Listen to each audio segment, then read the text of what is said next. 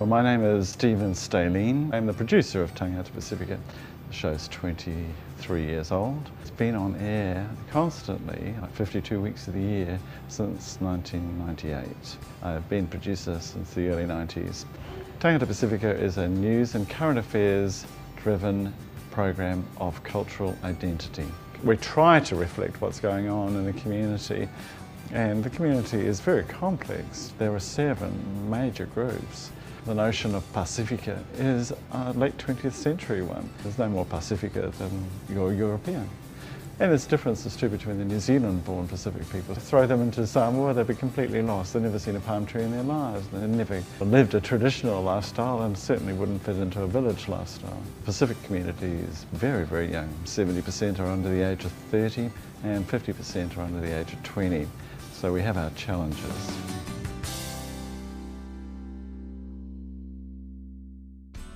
Don't have an opening. We get invited to the opening of an envelope. It's great, but it's not great television. What is great television is a person's personal story. So you have an initiative around a particular part of mental health, then try and illustrate that.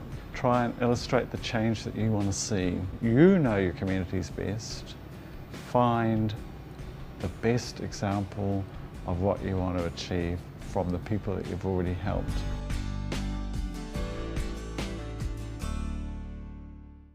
If you can't see this person and shed a tear with them or laugh with them, I don't think you've got much of a story. Finding the right talent who've gone through a journey and who are still going through a journey, but have got sufficient trust in you to tell their story. Don't expect to get it first time. You have to spend a long time with people to open up like that. I guess if you're trying to twist people's arms, it's what difference can you make? And if you tell your story, it will make a difference. It will affect the lives of many other people.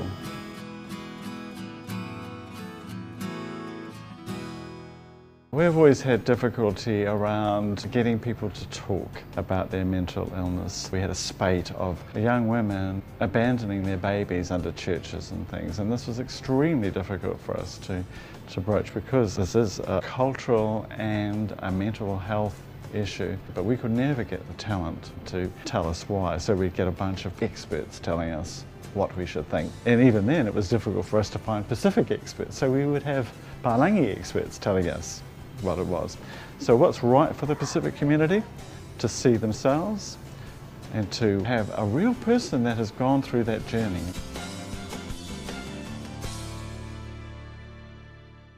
For the Pacific community, it's the radio, and we have the luxury of 2 big networks, 531PI for the older population, so it's language specific at times, and we have New FM, which has got a younger demographic. So these are very strong and cheap ways of getting things out.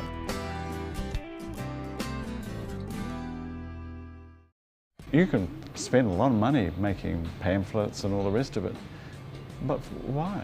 I'm not saying don't do it, I'm just saying that if it's going to cost you a lot of money, you want effectiveness, then English might be a better bet.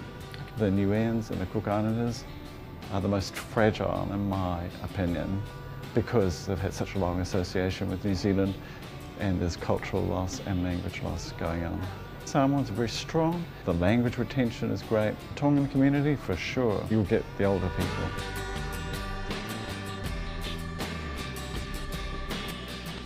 Like all programs, you plan ahead, and if you're part of that community and you want something on, give that program plenty of notice. And people think that we're sitting around the office waiting for a story to come in and we've got a crew standing by. We're actually organised weeks ahead. If you're organising something, organising it well in advance and include us in that. You know, we might be able to give you a yes or a no immediately, but we'll know that it's happening. And that happens with news as well. It's just a phone call is enough, an email, fax we'll take anyway. Often it's just people that we meet in the community. Or just roll on up. It's not unknown for people to arrive here, and we're delighted to see people.